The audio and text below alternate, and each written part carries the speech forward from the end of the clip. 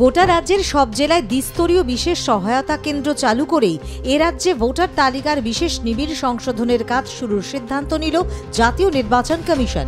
প্রধানত সেই সহায়তা কেন্দ্রগুলির লক্ষ্য পরিযায়ী শ্রমিক এবং ভিন রাজ্যে কর্মসূত্রে বসবাসকারী এ রাজ্যের ভোটারদের সহায়তা প্রদান করা। বিহার এসআইআর এর সময় সংশ্লিষ্ট ভোটারদের নাম থাকা না থাকা নিয়ে বেশ বিতর্ক তৈরি হয়েছিল। বিরোধীদের একের পর এক অভিযোগ সামলাতে হয়েছিল কমিশনকে। সেই দিক থেকে পশ্চিমবঙ্গ এসআইআর পর্বে কমিশনের এমন পৃথক পদক্ষেপকে খুবই গুরুত্বপূর্ণ বলে মনে করা হচ্ছে। গত বুধ এবং বৃহস্পতিবার দিল্লিতে দেশের মুখ্য নির্বাচন কমিশনার, দুই নির্বাচন কমিশনার এবং কমিশনের অন্য কর্তারা বৈঠক করেন গোটা দেশের মুখ্য নির্বাচনী আধিকারিকদের সঙ্গে। দুদিনের বৈঠক শেষ হতেই জেলা কর্তারা যে লিখিত বার্তা পেয়েছেন তাতে বলা হয়েছে অবিলম্বে জেলা স্তরে 2 পর্যায়ে সহায়তা কেন্দ্র খুলতে হবে।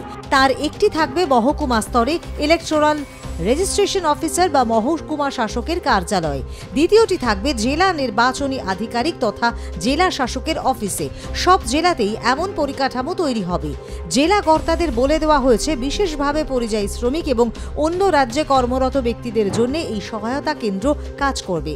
প্রসঙ্গত সরকারি দাবি ধরে নিলে এ রাজ্যে প্রায় 22 লক্ষ পরিযায়ী শ্রমিক অন্যান্য রাজ্যগুলিতে বসবাস করেন। প্রশাসনের একাংশের মতে অবশ্য সেই সংখ্যাটা দ্বিগুণেরও বেশি হতে পারে। শ্রমিক বাদে এ রাজ্যে রয়েছেন সেই সংখ্যাটাও নেহাত কম হবে না।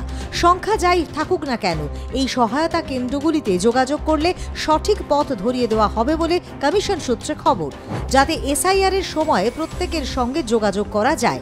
কারণ কর্মসূত্রে অন্য রাজ্যে সংশ্লিষ্টরা থেকে গেলে ভোটার তালিকার মূল কাজে তাদের বাদ পড়ে যাওয়ার আশঙ্কা করছেন অনেকেই।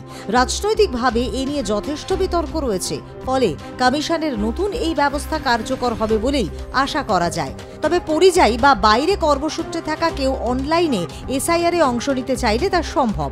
এমনকি অনলাইনে ফর্ম জমা করা যাবে। জেলা কর্তাদের পাঠানো বার্তায় কমিশন আরও জানিয়েছেন, এখন থেকে সিইও কার্যালয় রোজই খোলা থাকবে। অনুবাদকের দল প্রস্তুত থাকবে সেখানে। এসআইআর ঘোষণার পরে কমিশন যা বিধি স্থির করে দেবে তা রাজনৈতিক দলগুলির সঙ্গে বৈঠকে বাংলায় অনুবাদ করে বুঝিয়ে দেওয়া হবে সব স্তরে। সিইও, ডিও এবং ইআর স্তরে 3টি দফায় বৈঠক হবে রাজনৈতিক দলগুলির সঙ্গে। অতিরিক্ত সিইও সমন্বয় রাখবেন সব জেলা শাসক তথা ডিওর সঙ্গে। যুগ্ম সিইওরা সব ইআরওর সঙ্গে। অতিরিক্ত সিইও সমন্বয় রাখবেন সব জেলা শাসক তথা ডিওর সঙ্গে। ডিও, ইআরও এবং এইআরওরা সমন্বয় রাখবেন বিএলওদের সঙ্গে। বৃহস্পতিবার বৈঠকের দ্বিতীয় তথা শেষ দিনে আলাদাভাবে 5 সিইওকে নিয়ে বৈঠক করেন জ্ঞানেশরা। বিহারে এসআইআর পর্ব শেষে বিধানসভা নির্বাচনের প্রক্রিয়া শুরু হয়ে গিয়েছে। এরপরে আগামী বছরের এপ্রিল-মে মাসে পশ্চিমবঙ্গ, অসম, কেরল, তামিলনাড়ু এবং কেন্দ্রশাসিত অঞ্চল পুদুচেরিতে বিধানসভা ভোট হওয়ার কথা। কমিশনের একটি সূত্রের দাবি, এবার সেখানে এসআইআর কার্যকর করা হবে। কমিশনের তরফে ডেপুটি ডিরেক্টর আর পবন বৃহস্পতিবার একটি প্রেস বিজ্ঞপ্তিতে জানিয়েছেন, সমস্ত সিইওকে এসআইআর প্রস্তুতি সম্পন্ন করার নির্দেশ দিয়েছে কমিশন। শেষ করতে বলা হয়েছে ম্যাপিং এর কাজ। ভোটার তালিকায় ম্যাপিং এর অর্থ এবছর প্রকাশিত সর্বশেষ ভোটার তালিকার সঙ্গে 2002 সালের শেষ এসআইআর তালিকা মিলিয়ে দেখা। 2 তালিকাতে কতজনের নাম অভিন্ন দেখা হয় তা। সঙ্গে দেখা হয় এখানকার ভোটার তালিকায় থাকা কোনো ভোটারের মা বাবার নাম গত এসআইআর এর তালিকায় রয়েছে কিনা। এই মিল পাওয়া গেলে সংশ্লিষ্টরা চিহ্নিত হয়ে যাবেন এমনিতেই। তাদের আলাদা করে কোনো নথিপত্র বা প্রমাণ দাখিল করতে হবে না আসন্ন এসআইআর সময়। সিসি জ্ঞানেশ এবং অন্য নির্বাচনী আধিকারিকরা ব্যক্তিগতভাবে 5 সিসির সঙ্গে এসআইআর নিয়ে কথা বলেছেন বলেও জানান ডেপুটি ডিরেক্টর পবন। এসআইআর কাজের সঙ্গে যুক্ত সমস্ত কর্মীকে অফিসে উপস্থিত থাকতেই হবে। সমস্ত জেলা নির্বাচনী আধিকারিক বা ডিস্ট্রিক্ট ইলেকশন অফিসার এবং ইলেকটোরাল রেজিস্ট্রেশন অফিসারদের অফিসে এসআইআর এর জন্য হেল্প ডেস্ক খুলতে হবে। এসআইআর যেদিন ঘোষণা হবে তার পরের দিনে সর্বদলীয় বৈঠক ডাকা হবে।